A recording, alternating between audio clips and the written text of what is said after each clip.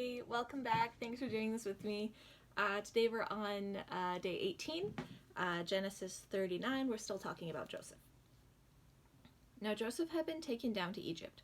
Potiphar, an Egyptian who was one of the Pharaoh's officials, the captain of the guard, bought him from the Ishmaelites who had taken him there. The Lord was with Joseph so that he prospered, and he lived in the house of his Egyptian master. When his master saw that the Lord was with him and that the Lord gave him success in everything he did, Joseph found favor in his eyes and became his attendant. Potiphar put him in charge of his household, and he entrusted to his care everything he owned. From the time he put him in charge of his household and all that he owned, the Lord blessed the household of the Egyptian because of Joseph. The blessing of the Lord was on everything Potiphar had, both in the house and in the field. So Potiphar left everything he had in Joseph's care, with Joseph in charge. He did not concern himself with anything except the food that he ate. Now Joseph was well built and handsome, and after a while his master's wife took notice of Joseph and said, "Come to bed with me." But he refused. "With me in charge," he told her, "my master does not concern himself with anything in the house. Everything he owns he has entrusted to my care. No one is greater in this house than I am. My master has withheld nothing from me except you, because you are his wife. How then could I do such a wicked thing and sin against God?" And though she spoke to Joseph day after day, he refused to go to bed with her or even be with her. One day he went into the house to attend to his duties, and none of the household servants were inside. She caught him by his cloak and said, "Come to bed with me," but he left his cloak in her hand and ran out of the house. When she saw that he had left his cloak in her hand and had run out of the house, she called her household servants. "Look," she said to them, "this Hebrew has been brought to us to make a sport of us. He came in here to sleep with me, but I screamed, and when he heard me scream for help, he left his cloak beside me and ran out of the house." She kept his cloak beside her until his master came home. Then she told him this story. "That Hebrew slave that you brought us came to me to make a sport of me, but as soon as I screamed for help, he left his cloak beside me and then ran out of the house." When his master heard the story, his wife told him, saying, "This is how your slave treated me." He burned with anger. Joseph's master took him and put him in prison, the place where the king's prisoners were confined. I'm surprised he didn't kill him. But while Joseph was in the prison, the Lord was with him. He showed him kindness and granted him favor in the eyes of the prison warden. So the warden put Joseph in charge of all those held in prison. Can you imagine, just in a modern day prison, you have a prisoner who's just so just a great person and so responsible that you just put him in charge of everything. You're like, you know what, can you just guard this section for a bit, and oh hey, can you do the accounting, and can you count that? That would never happen, except in the movie Shawshank Redemption. But he's not in charge. He just does their accounting and stuff. Okay, Joseph is in prison. Lord was with him. He's responsible for everything. Warden gets the day off because Joseph's doing everything, and the Lord was with Joseph and gave him success in whatever he did. Sometime later, the cupbearer and the baker of the king of Egypt offended their master, the king of Egypt. Pharaoh was angry with his two officials, the chief cupbearer and the chief baker, and put them in custody in the house of the captain of the guard, in the same prison where Joseph was confined. The captain of the guard assigned them to Joseph, and he attended them. I want to know what they did to offend the Pharaoh. So bad. It doesn't tell you. I want to know. After they had been in custody for some time, each of the two men, the cupbearer and the baker of the king of Egypt, who were being held in prison, had a dream the same night, and each dream had meaning of its own. When Joseph came to them the next morning, he saw that they were dejected. So he asked Pharaoh's officials, who were in custody with him in his master's house, "Why do you look so sad today?" "We both had dreams," they answered, "but there's no one to interpret them." Then Joseph said to them, "Do not interpretations belong to God? Tell me your dreams." So the chief cupbearer told Joseph his dream. He said to him, "In my dream I saw a vine in front of me, and on the vine were 3 branches. As soon as it budded, it blossomed, and its clusters ripened into grapes. Pharaoh's cup was in my hand, and I took the grapes, squeezed them into Pharaoh's cup, and put the cup in his hand." "This is what it means," Joseph said to him. "The 3 branches are 3 days. Within 3 days, Pharaoh will lift up your head and restore you to your position, and you will put Pharaoh's cup in his hand, just as you used to do when you were his cupbearer. But when all goes well with you, remember me and show me kindness. Mention me to Pharaoh and get me out of this prison. I was forcibly carried off from the land of the Hebrews, and even here I have done nothing to deserve being put in a dungeon." When the chief baker saw that Joseph had given a favorable interpretation, he said to Joseph, "I too had a dream. On my head were 3 baskets of bread. In the top basket were all kinds of baked goods for Pharaoh, but the birds were eating them out of the basket on my head." "This is what it means," Joseph said. "The 3 baskets are 3 days. Within 3 days, Pharaoh will lift off your head and impale your body on a pole, and the birds will eat away your flesh." That's not encouraging at all. Now the third day was Pharaoh's birthday, and he gave a feast for all his officials. He lifted up the heads of the chief cupbearer and the chief baker in the presence of his officials.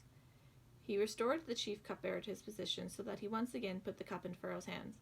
But he impaled the chief baker just as Joseph had said to them in his interpretation. The chief cupbearer, however, did not remember Joseph. He forgot him, which is kind of understandable. That's a bit of a whirlwind.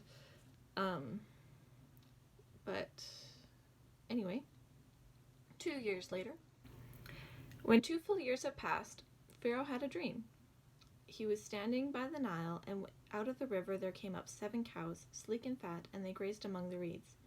After them, 7 other cows, ugly and gaunt, came up out of the Nile and stood beside those of the river bank, and the cows that were ugly and gaunt ate up the 7 sleek, fat cows.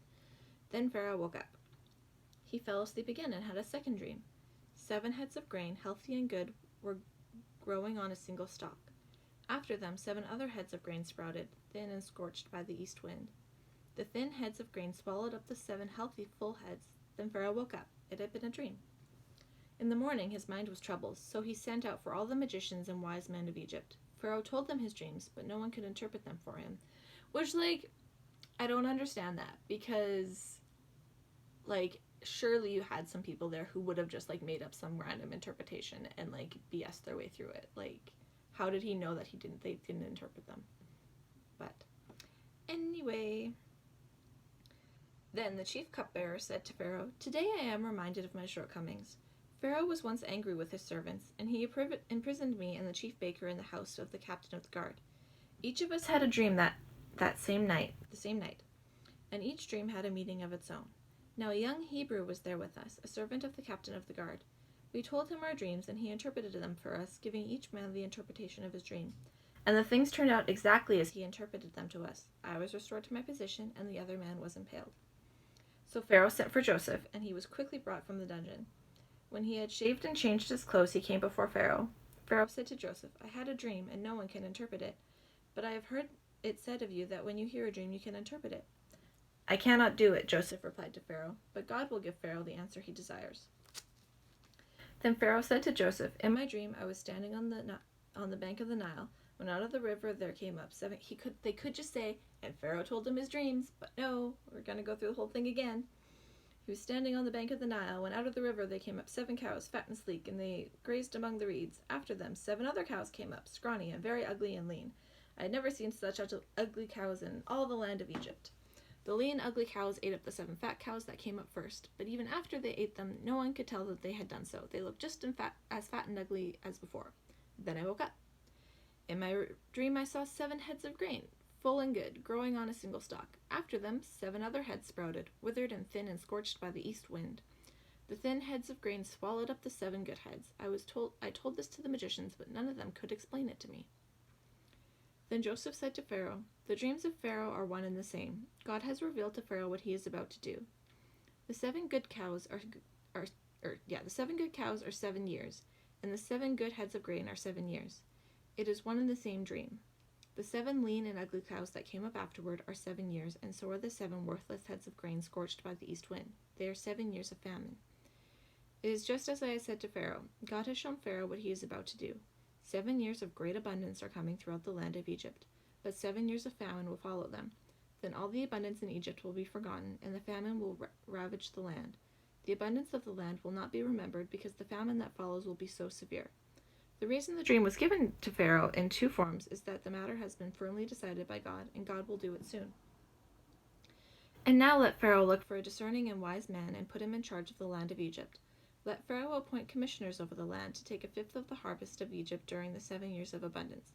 They should collect all the food of the good years that are coming and store them and store up the grain under the authority of Pharaoh to be kept in the cities for food. This food should be held in reserve for the country to be used during the 7 years of famine that will come upon Egypt, so that the country may not be ruined by famine. The plan seemed good to Pharaoh and to all his officials, so Pharaoh asked them, "Can we find anyone like this man, in whom is the Spirit of God?" Then Pharaoh said to Joseph, Since God has made all this known to you, there is no one so discerning and wise as you. You shall be in charge of my palace, and all the people who are to submit to your orders. Only with respect to the throne will I be greater than you." So Pharaoh said to Joseph, "I hereby put you in charge of the whole land of Egypt." Then Pharaoh took his signet ring from his finger and put it on Joseph's finger. He dressed him in robes of fine linen and put a gold chain around his neck. He had him ride in a chariot, and as his second in command, and the people shouted before him, "Make way!" Okay, so if he was second in command, Potiphar was also like high up there. Would they like not be like co-workers now and like be seeing each other around? Like, would there not be some tension there? Anyway, then Pharaoh said to Joseph, "I am Pharaoh, but without your word no one will lift a hand or foot in all of Egypt." Pharaoh gave Joseph the name Zappaneth-Paneah and gave him Asenath, the daughter of Potipharah, priest of On, to be his wife. And Joseph went throughout the land of Egypt. Joseph was... Okay. I thought I read too far. Joseph went out from Pharaoh's presence and traveled throughout Egypt. During the 7 years of abundance, the land produced plentifully. Joseph collected all the food produced in the 7 years of abundance in Egypt and stored it in the cities. In each city he put the food grown in the fields surrounding it. Joseph stored up huge quantities of grain, like sand of the sea. It was so much that he had stopped keeping records because it was beyond measure. That's a lot. Before the years of famine came, 2 sons were born to Joseph by Asenath, daughter of Potipharah, priest of On. Sorry, I'm distracted. I want to look up what god On is, because that's just like the most lame name. On. Is there also a god of Off? Like, I'm sure something's lost in translation, but I'm curious. I'm gonna look that up later. Joseph named his firstborn Manasseh and said, "It is because God has made me forget all my trouble and all my father's household." The second son he named Ephraim and said, "It is because God has made me fruitful in the land of my suffering." 7 years of abundance in Egypt had came to an end, and the 7 years of famine began just as Joseph had said. There was a famine in all the other lands, but in the whole land of Egypt there was food. When Egypt began to feel the famine, the people cried to Pharaoh for food. Then Pharaoh told all the Egyptians, "Go to Joseph and do what he tells you." When the famine had spread over the whole country, Joseph opened all the storehouses and sold grain to the Egyptians, for the famine was severe throughout Egypt. And all the world came... Sorry. It's not a boring story. I don't know why I yawned. Famine was severe. Joseph opened the storehouses and sold grain to the Egyptians, for the famine was severe throughout Egypt. And all the world came to Egypt to buy grain from Joseph, because the famine was severe everywhere. When Joseph learned that there was grain in Egypt, when Jacob learned that there was grain in Egypt, he said to his sons, "Why do you just keep looking at each other?" He continued, "I have heard that there's grain in Egypt. Go down there and buy some for us, so that we may live and not die." Then 10 of Joseph's brothers went down to buy grain from Egypt. But Jacob did not send Benjamin, Joseph's brother, with the others, because he was afraid the harm might come to him. So Israel's sons were among those who went to buy grain, for there was famine in the land of Canaan also.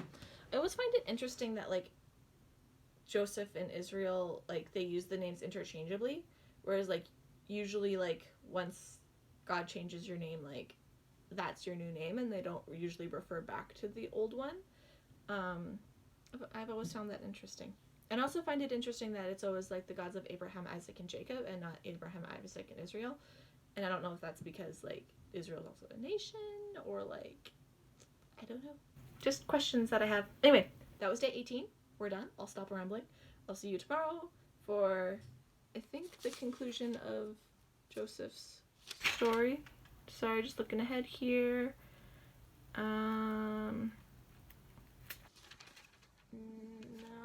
We won't quite finish up with Joseph tomorrow. Day after tomorrow, I'm not finished with Joseph.